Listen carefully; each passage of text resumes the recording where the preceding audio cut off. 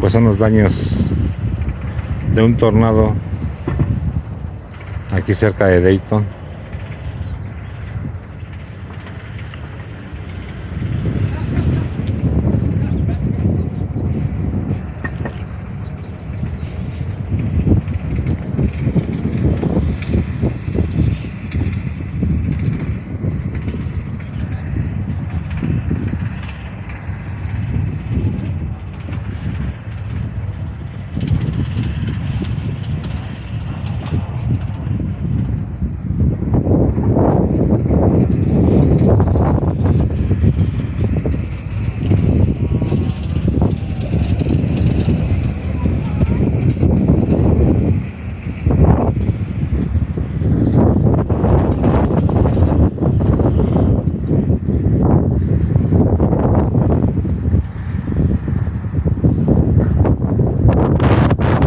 La transmisión en vivo, ya que está interrumpido el servicio de internet y de datos y de líneas telefónicas.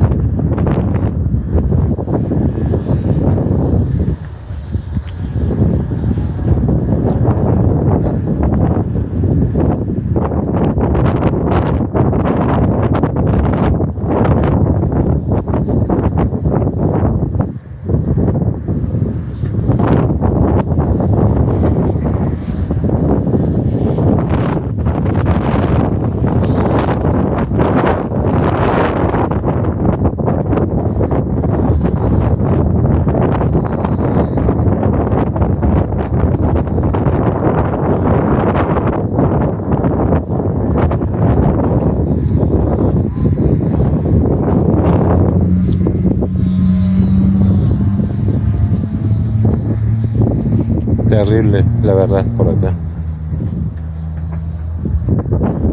Devastado prácticamente todo esto.